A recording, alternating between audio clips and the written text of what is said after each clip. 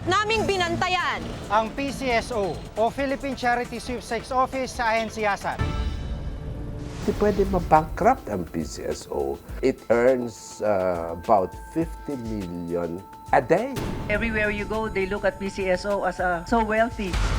Tatlong araw po siya dinaturukan ng septasi dahil ang mahal-mahal po ng 650. Generic na lang pinibigay namin 62 pesos lang. At ang kalagayan ng mga kasambahay sa bansa. Pag wala yung asawa niya, laging pumunta sa kwarto namin. Tapos may dalang kutsilyo, tinatakot niya ako. Pag nagsalita ka o sumigaw ka man, sasaksakin kita nito. Hindi ako makapagsigaw. Sa isang linggo, gano'ng kadalas ka i-rape? Parang araw-araw siya pupunta sa kwarto namin eh. Itong mas malawakang pagbabantay. Sa mga isyu ng pamahalaan at lipunan. Reporter's Notebook. Ang Philippine Charity Sweepstakes Office o PCSO, takbuhan ng mga kababayan nating kapos sa buhay na nangangailangan ng atensyong medikal. Ngayon nababalot ng kontrobersya at baon daw sa utang. Anong katotohanan sa likod ng ahensyang Pag-asa ng Mamamayan?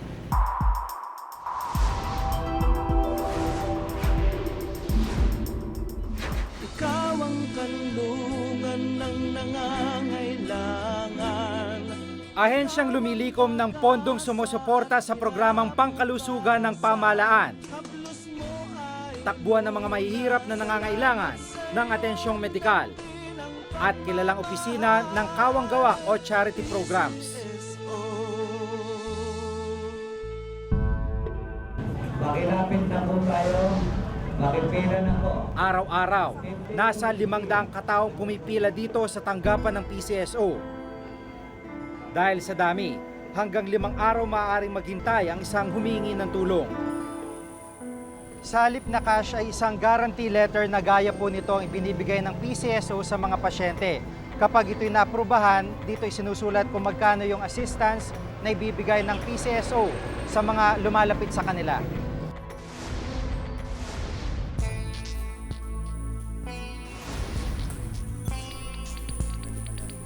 Sa San Lazaro Hospital, mahigit 1 buwan nang nakakonfine ng 2 taong gulang na si Carl, bunso sa 6 na magkakapatid. May TB meningitis si Carl, pinakamalalang uri ng tuberculosis. Umaabot sa 1 taong gamutan ng sakit na ito. Apektado ang utak ng pasyente kaya di kalaunan, maaring mawi raw sa cerebral palsy ang kondisyon ni Carl. Kapansin-pansing naninigas ang kanyang katawan, lalo na ang paa at kamay nito.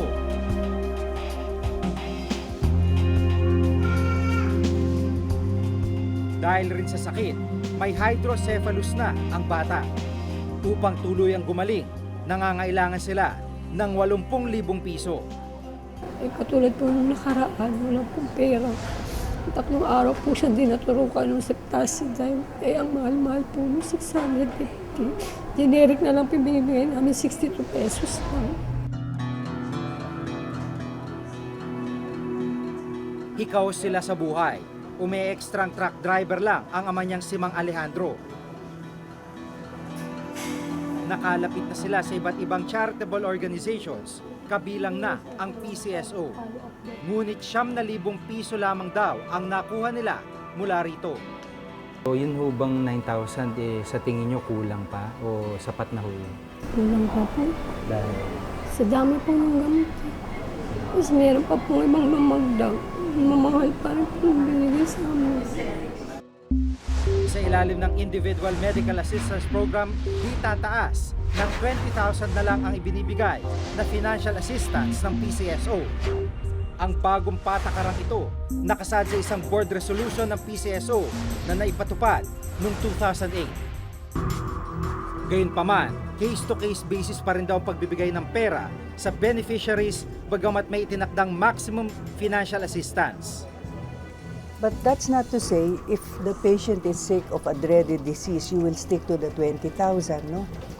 Pwedeng halimbawa mas malala ang kanyang sakit at depende rin sa estado niya sa buhay, na-adjust yung 20,000 na yun. Kung kailangan niyang mas marami, ibibigay sa kanya yung karapat-dapat. Guarantee letter din ang naabangan ni Lola Angela mula sa tanggapan ng PCSO. May tumor sa utak ang apo niyang si Denmark 12 taong gulang at nakakonfine sa Jose Reyes Memorial Medical Center. Ako nga minsan nalulubag din ang loob ko eh. Kasi yung nangyari naman sa kanya, hindi ko rin kasama, hindi ko naman naasahan sa kanya yun eh. Ako kasi hindi ko inaabot niya sa sarili ko yung ma-hospital pa ako. Oo, eh, sa kanya pa. Ang inaasahang guarantee letter, katumbas ng operasyon ni Denmark. Umuubos ng halos 1,000 piso kada araw sa Denmark para sa kanyang medikasyon, bukod pang araw-araw na gastos.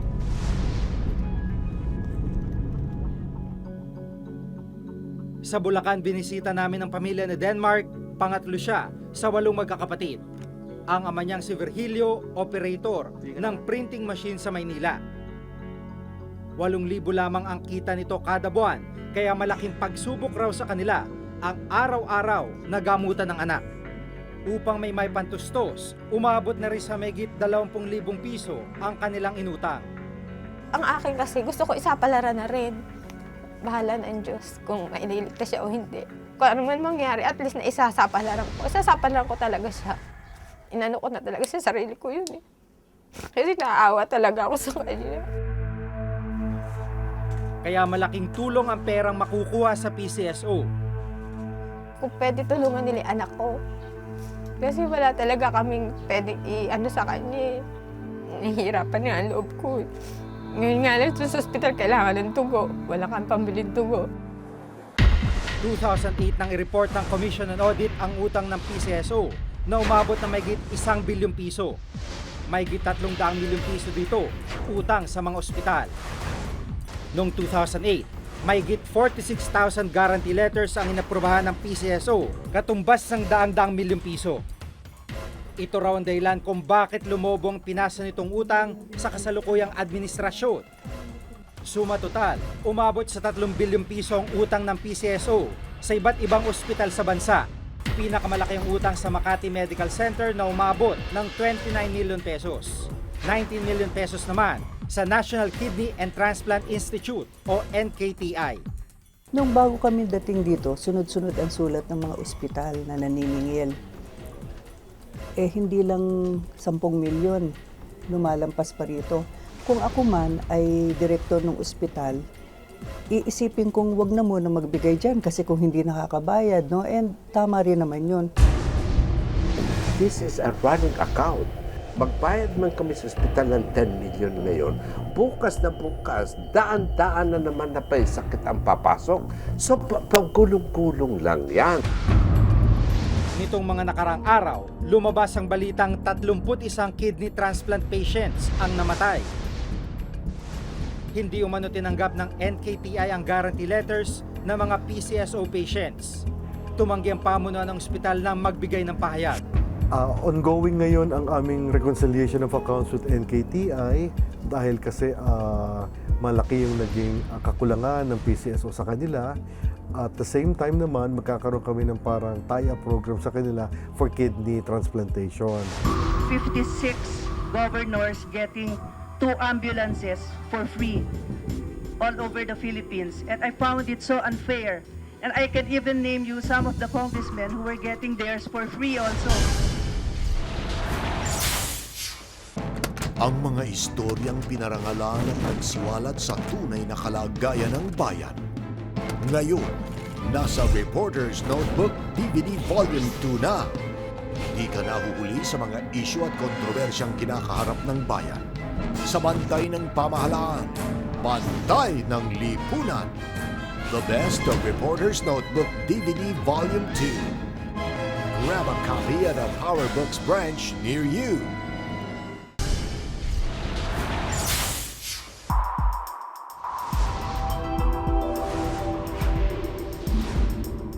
Let's find out. Let's play Lotto. Nobyembre noong nakarang taon, umabot sa 740 million pesos ang naging jackpot sa Grand Lotto ng PCSO, pinakamataas sa kasaysayan.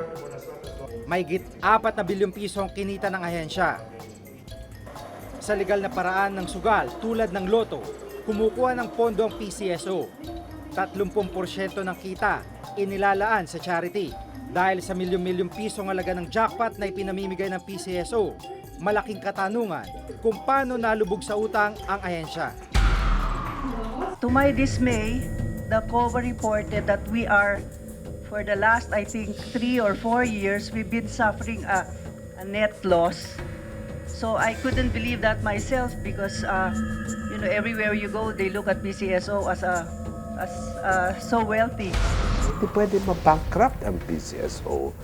It earns about 50 million a day sa gamings. Sa gitna ng sinasabing pagkabaw sa utang ng ahensya, puna ng ilan, paanong nakapagbigay ng 56 na ambulansya ang PCSO sa ilang lokal na opisyal? 56 governors getting 2 ambulances for free all over the Philippines. And I found it so unfair. And I can even name you some of the congressmen who were getting theirs for free also. Dapat ay sagot ng lokal na pamahalaan ang 40% o 370,000 pesos sa bawat ambulansya. Ever since naman ang PCSO, parating ang accusation sa kanila, may patronage politics na nangyayari. Para maging neutral at maalis dun sa patronage politics effect, magkaroon ng criteria. Sino ba dapat ang bigyan ko ngayong taon na ito? Next year, sino ba dapat ang bigyan ko? Hindi lamang nakakalulang utang sa mga ospital at libreng ambulansya ang isyong pinupukol sa ahensya. Halos 700 million pesos din ang utang nito sa mga patalastas o advertisement. Alam mo, Jiggy, kami minamabuti namin na kung ano lang yung budget mo, you have to live within the budget. Ang na-discover namin pagdating namin dito, ang budget nila halimbawa 900 million yata sa PR, pero ang ginastos nila 1.7 billion. So, nung pagdating namin, tinanong namin magkano na lang ba natitira kasi baka wala na kaming inabutan na pondo. Doon namin nalaman na halos naubos na nung first half yung budget. It's on record. For 7 years that I was there, from 2004 to 2010, hindi ko ginamit ni piso yung 25,000 million a year na PR funds. 2001 pa nang punahin ng Commission on Audit ang pondong inilalaan ng ahensya sa public relations gaya ng patalastas. Katunayan, pangalawang PCSO sa mga ahensyang may pinakamalaking gastos sa mga advertisement. Ayon sa report ng COA, mula 2001 hanggang 2005, sobra ng halos 600 million pesos ang perang ginastos ng PCSO para sa patalastas. Imbes na 1.7 billion pesos lamang, gumastos sila ng 2.3 billion pesos. Maging sa pinakahuling COA report ng taong 2008, labis pa rin daw ang paggamit ng pondo para sa commercials. Pero ang tanong, bakit kailangang gumastos ang ganito kalaking halaga, gayong monopolyo naman ng PCSO ang loto at sweepstakes sa buong bansa?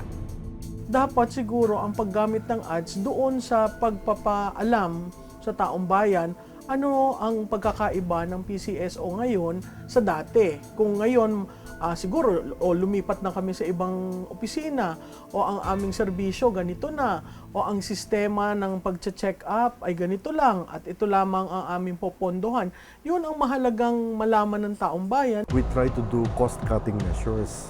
Sa PR, nag-cut kami dyan ng 40%. Napuna ng COA maging ang mga forfeited prices o yung mga hindi na-claim na premyo ng PCSO.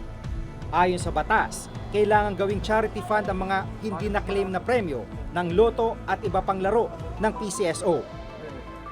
Mula 1991 hanggang 2006 o sa loob ng 15 taon, nakaipon ng PCSO ng halos 2.5 billion pesos na forfeited prices. Ngunit po na ng COA, inabot ng 2 hanggang 9 na taon bago may sauli sa charity fund ang pera. 742 million pesos naman ang unclaimed prices mula 2004 hanggang 2006. Nakatala sa kanilang journal na i-transfer na ang pera sa charity fund noong 2008. Pero nang busisiin ng COA, sa papel lamang ito, ang cash hindi pa rin talaga na isasauli.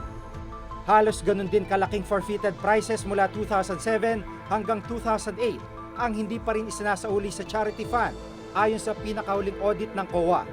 So lahat ng mga unclaimed dividends noon, pinarevert na namin lahat sa charity fund namin.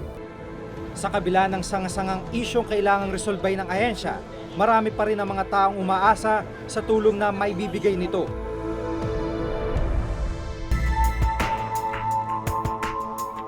Totoong responsibilidad ng pamahalaan na alalayan at kalingayin ng kanilang mahihirap na mamamayan. Subalit ang pamamahagi ng tulong pinansyal ng PCSO ay nananatiling pribileyo at hindi isang karapatan. Sana'y magampanan ng kasalukuyang administrasyon ang maayos at malinis na pamamalakad upang mas marami pang nangangailangan ang maalalayan at matulungan. Ako si Jig Manikad at ito ang nakatala sa aking Reporter's Notebook. Pag wala yung asawa niya, laging pupunta sa kwarto namin. Tapos may dalang kutsilyo, tinatakot niya ako. Pag nagsalita ko o sumigaw ka man, sasaksakin kita nito. Hindi ako makapagsigaw. Sa isang linggo, gaano kadalas ka i-rape? Parang araw-araw siya pupunta sa kwarto namin. Ang mga istoryang pinarangalan at nagsiwalat sa tunay na kalagayan ng bayan. Ngayon, nasa Reporter's Notebook DVD Volume 2 na. Di ka nahuhuli sa mga isyu at kontrobersyang kinakaharap ng bayan. Sa bantay ng pamahalaan, bantay ng lipunan. The best of Reporter's Notebook DVD Volume 2. Grab a copy at a PowerBooks branch near you. Sila ang walang pagod na nagsisilbi at tapat na kasama sa bahay. Pero sa kabila ng kanilang mga sakripisyo, may mga nakakaranas ng pagmamalupit at pang-aabuso. Ano nga ba ang programa ng pamahalaan na proprotekta sa mga kasambahay?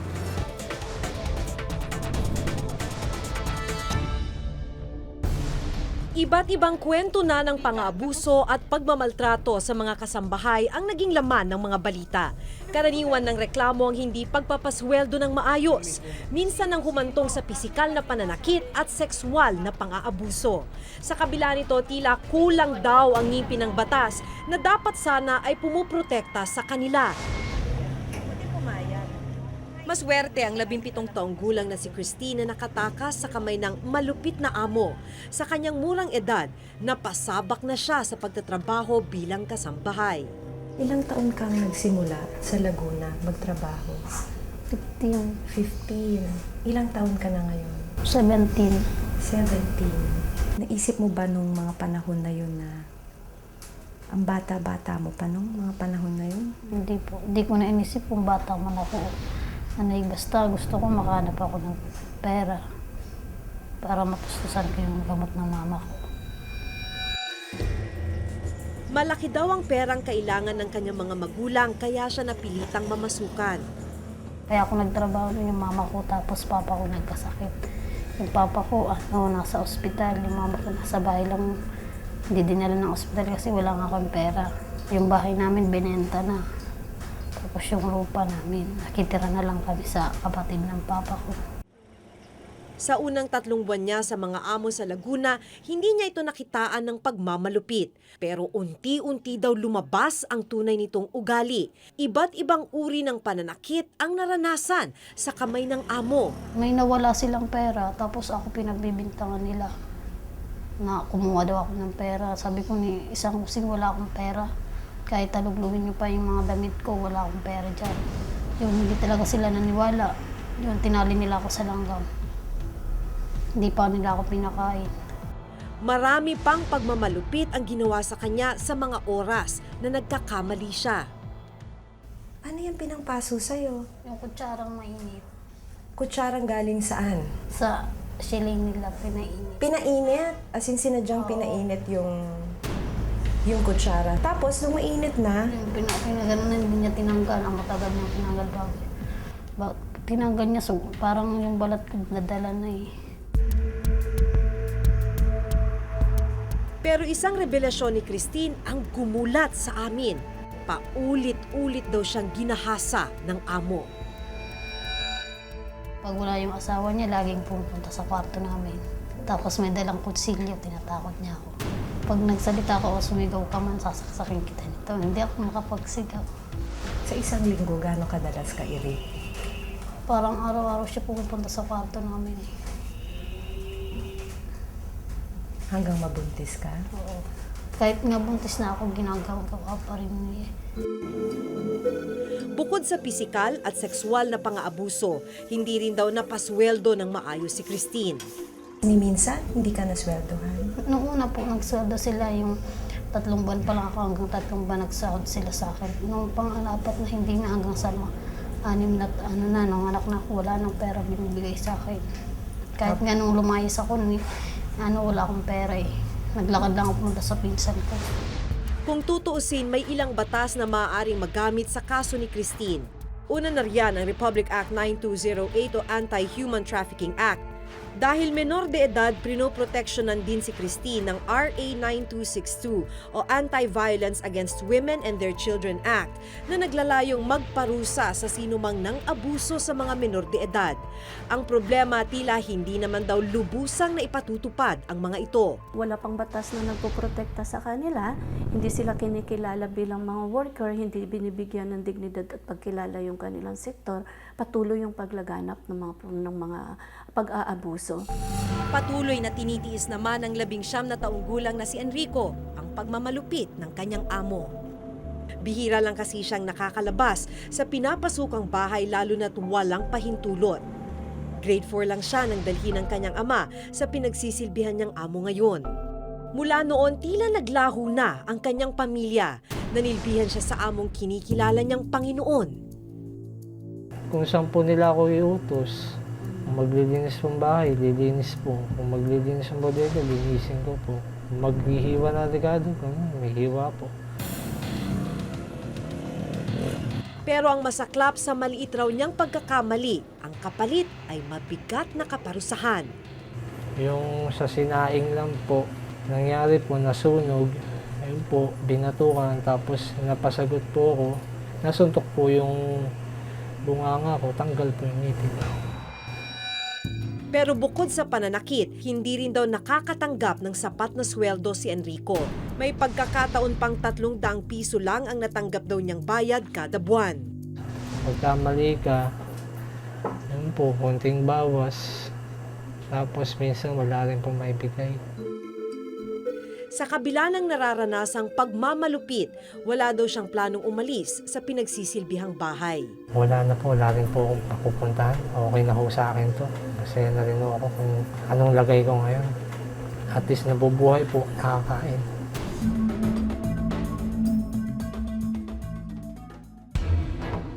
Ang masaklap, sa kalagayan ng mga kasambahay, tila hindi sila ganap na naproprotektahan ng kasalukuyang batas. Ang Labor Code of the Philippines ang tanging batas na sumasaklaw sa mga kasambahay at ayon sa probisyon nito, 800 pesos kada buwan lang ang minimum wage ng mga kasambahay. Sobrang liit at napag-iwanan na. Makikita talaga na marami pa rin sa kasambahay ay napakababa yung sahod. Wala silang SSS, wala silang PhilHealth, wala silang pag-ibig. At kadalasan ito sa kanila ay mga ina din ng tahanan na nagpapadala ng pera nila doon sa probinsya, mga anak na tumutulong doon sa kanilang mga magulang. 12 taon nang ipinanukala sa Kongreso ang Magna Carta for Kasambahay. Layo nitong mabigyan ng mas mataas na sahod at benepisyo ang mga kasambahay. Pero kung tutuusin, mababa pa rin ang sweldong ipinanukala. Sa Metro Manila at mga lungsod, nakasaad na dapat pasahuri ng 2,500 pesos kada buwan ang mga kasambahay. 2,000 naman sa mga nasa probinsya. Disyembre ng nakaraang taon ang huling dinggin ito sa Kongreso. Halos lahat ng benepisyo na maiisip mo ay binigay natin dito sa batas nito para sa ating mga kasabay. Unang-una yung 13-month pay. Yung sa Labor Code, walang nakasaad na 13-month pay. Yung PhilHealth, SSS, Pag-ibig, tsaka yung ECC, Employees Compensation Commission, na lahat ng mga premiums nito ay babayaran ng mga employers. Pero sa kasamaang palad hanggang ngayon, nakabinbin pa rin ito sa Kongreso. Hanggang hindi ma-provide ng ating pamahalaan yung inaasam-asam na respeto at pagkilala ng ating mga domestic workers sa pamamagitan ng pagkaroon ng isang komprehensibong batas ay mananatili ang pagyurak sa karapatan ng ating mga kasambahay. Samantala, upang malaman ang kasalukuyang kalagayan ni Christine, sinamahan namin siyang magpakonsulta sa isang espesyalista. Para mas maintindihan ko, kailangan ma-relay mo sa akin kung ano yung naging problema. Yun nga po, sinasaktan nila ako. Nung una, mabait sila sa akin, tapos yun. Akala ko mabait sila pagdating pala ng ano din sila, masama din sila. So, at this moment, no, then yung trauma, it's still haunting her, no, through flashbacks, no, and through memories na bumabalik sa kanya. And then, may acting out tendencies na. Lagi siyang may takot, natatakot siya na parang minsan wala rin namang no, kahit hindi naman threatening yung situation, pwedeng nakakaramdam pa rin siya ng ganon. And then, lagi siyang nagwo-worry. Sa kabila ng mapait na karanasan sa naunang amo, pinilit uli ni Christine na mamasukan. Sila ang itinuturing na tapat na kasama sa bahay, tagasilbi sa kahit anumang ating kailangan. At minsan, tumatayo pang ating pangalawang magulang. Kaya marapat lamang na mabigyan sila ng sapat na pagpapahalaga kapalit ng sakripisyong kanilang iniaalay.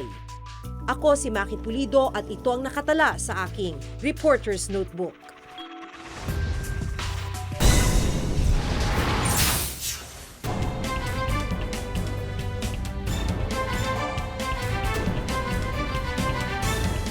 So wealthy.